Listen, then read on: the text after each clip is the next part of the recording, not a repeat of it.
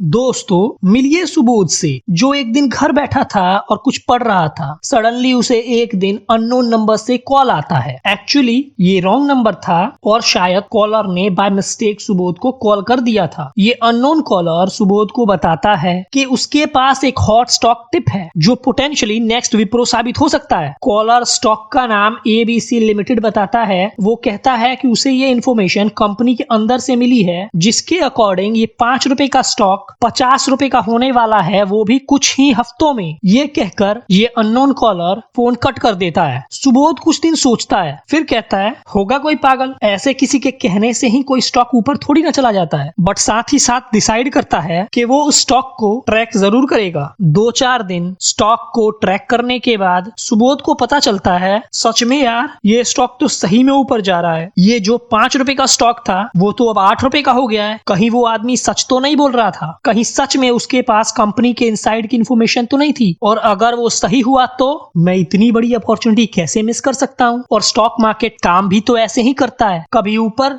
कभी नीचे। और ये सोचकर सुबोध अपने 5 लाख रुपए कंपनी में लगा देता है और अब इनके 50 लाख रुपए बनने का वेट करने लगता है। कुछ और दिन बीत जाते हैं। जैसा कि उस कॉलर ने बताया था स्टॉक ऊपर ही जा रहा है और अब वो स्टॉक 10 रुपए का हो जाता है। सुबोध के 5 लाख रुपए कुछ ही दिनों में 6,25,000 रुपए हो जाते हैं। उसके तो खुशी का ठिकाना ही नहीं रहता। बट सडनली ये स्टॉक क्रैश हो जाता है। जितनी तेजी से ऊपर गया था उतनी ही तेजी से नीचे गिरने लगता है। 10 रुपए तक गया ये स्टॉक 8 रुपए पे वापिस आ जाता है। सुबोध को लगता है स्टॉक मार्केट तो होता ही वोलेटाइल है, अभी कुछ ही दिनों में फिर ऊपर चला जाएगा। आखिरकार टारगेट प्राइस तो 50 रुपए का है। ये सोचकर वो सेल नहीं करता और वेट करता रहता है इस पर्टिकुलर स्टॉक के ऊपर जाने का। बट ऐसा होता नहीं है। ये स्टॉक नीचे ही नीचे जाता चला जाता है। स्टॉक वापिस से 5 रुपए पर आ जाता है। फिर भी सुबोध स्टॉक को नहीं बेचता। वो थोड़ा इम्पेशेंट तो होने लगता है, बट क्या करे, उम्मीद कैसे छोड़ दे। ये कैसे मान ले कि उसने गलती कर दी है या अनजाने में उससे गलती हो ही गई है। कुछ और दिन बीत जाते हैं और अब ये स्टॉक 2 रुपए का हो जाता है। और अब सुबोध मार्केट को कोसने लगता है। हर किसी से कहने लगता है कि स्टॉक मार्केट तो एक जुआ है। कैसे उसने स्टॉक में 5 लाख रुपए लगाए थे जो उसके डूब चुके हैं। रादर देन अपनी मिस्टेक एडमिट करने के और उसे राइट टाइम पर एग्जिट लेकर इंप्रूव करने के,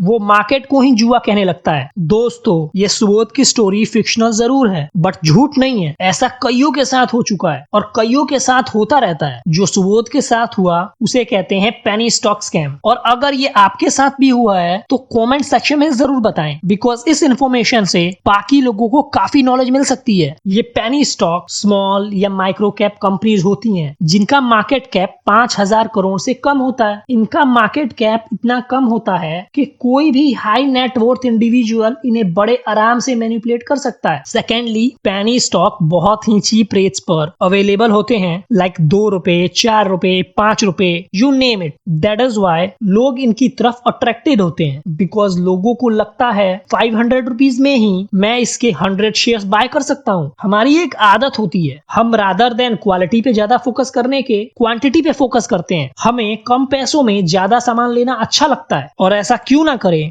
आखिरकार हम पैसे जो दे रहे हैं जिसे हम शेयर मार्केट में भी अप्लाई करने का ट्राई करते हैं। थर्डली, हमें आदत है मल्टी बैगर स्टॉक खोजने की। रातों रात कौन ही अमीर नहीं बनना चाहता और हमें लगता है कि इन पेनी स्टॉक्स में पोटेंशियल है, यही हमें रातों रात करोड़पति बना सकती है। आखिर कितना ही टाइम लगेगा किसी 5 रुपए के स्टॉक को 10 रुपए तक होने में, और 500 रुपए के स्टॉक को 1000 रुपए पहुंचने में तो बरसों लग जाएंगे, है ना। ऐसा ही सोचते हैं ना। और हम अपने 10,000 रुपए, 20,000 रुपए किसी ना किसी पेनी स्टॉक में लगाते ही रहते हैं, इस उम्मीद में बढ़ गया तो मेरी लाइफ ही बदल जाएगी और अगर डूब गया तो कौन सा ज्यादा डूबेगा। बेसिकली ये इन्वेस्टिंग नहीं है, ये जुआ है। मेरा मतलब स्टॉक मार्केट जुआ नहीं है, ये जो आप कर रहे हैं ये जुआ है। और जब हम ये सोचते हैं कि कितना ही टाइम लगेगा किसी 5 रुपए के स्टॉक को 10 रुपए बनने में, तो हम ये सोचना क्यों भूल जाते हैं कि कितना ही टाइम लगेगा इस 5 रुपए के स्टॉक को 2.5 रुपए होने में। जब हम इस पेनी स्टॉक स्कैम में फंसते हैं तो हमें इनके स्कैमर्स द्वारा पॉजिटिव एंड हैप्पी फ्यूचर ही दिखाया जाता है। हमारे माइंड में ग्रीड पैदा किया जाता है जिससे हमारी साइकोलॉजी अफेक्ट होती है और इसी वजह से रिवर्स की तो बात ही नहीं होती। ये देखिए, ये एक पेनी स्टॉक स्टॉक के शेयर प्राइस का चार्ट है। मैं आपको इसका नाम नहीं बताऊंगा बिकॉज मैं कोई स्कैमर नहीं हूं और मुझे डर भी है कि कहीं ग्रीड में आके आप इसमें इन्वेस्ट ना कर दें। फॉर द टाइम बीइंग हम इसे ABC लिमिटेड का नाम दे देते हैं। पिछले 6 महीने के अंदर में ये पेनी स्टॉक 75% ऊपर गया है। अगर आपने 6 महीने पहले इसमें 1 लाख रुपए लगाए होते ना तो आज आपके